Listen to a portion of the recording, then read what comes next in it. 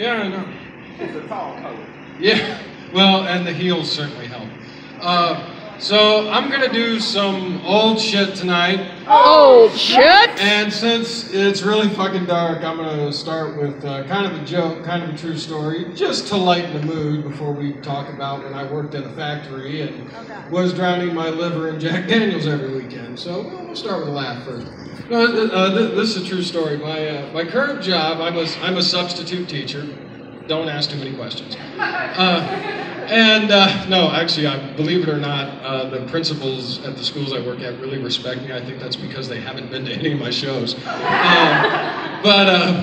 You know, I went into work today, and since I've been working and busy, I've been eating a lot of bad food. And bad food causes certain intestinal problems.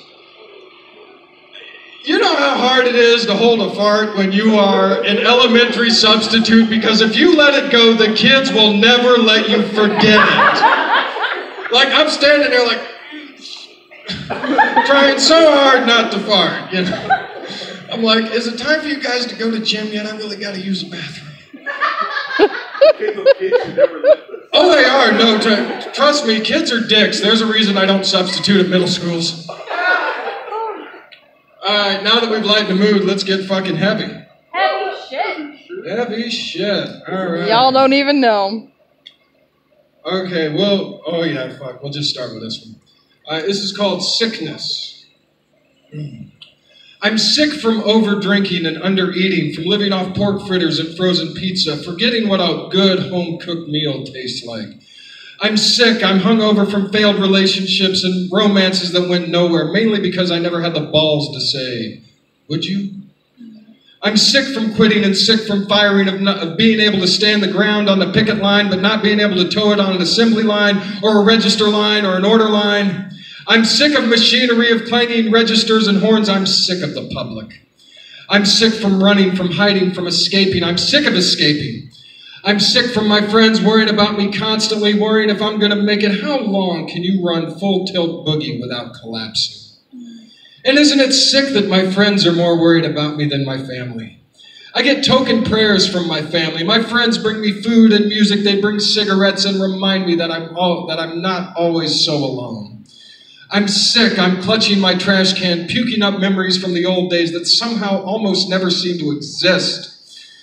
God, I'm sick, I'm hurling, I'm burning, I'm pissing, I'm confessing.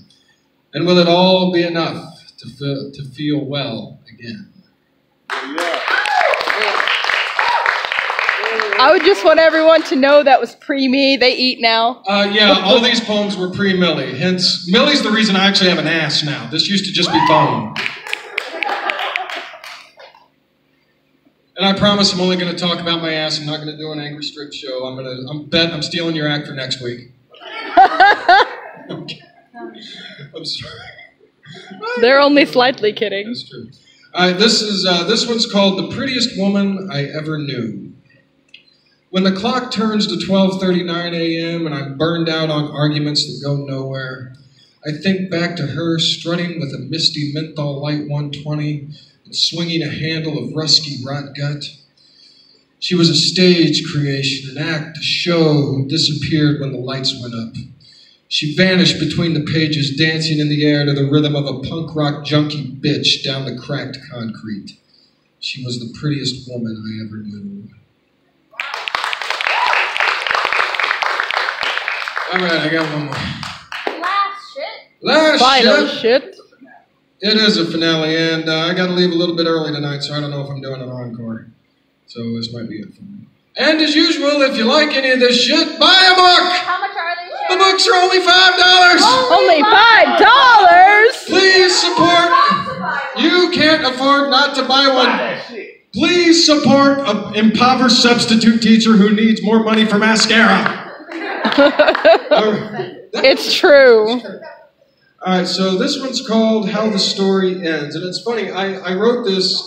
This book is actually from 2013. This 5 years old, and I was looking over it, and I'm like, wow, this one is still fucking true. So, yeah, this is called How the Story Ends. We were going to burn it down and rebuild it in our image. We laughed at bad press, soaking up the gritty glory of being seen as freaks and outlaws.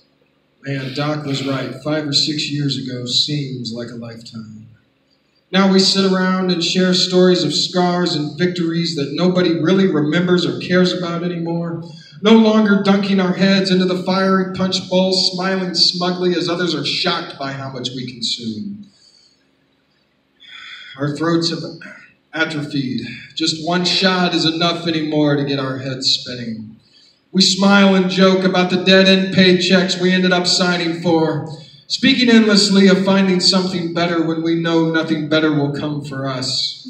We are forgetting how to live, and we are slouching towards existence. Thank you, I'm Cher, Guevara. Bye, goddamn book.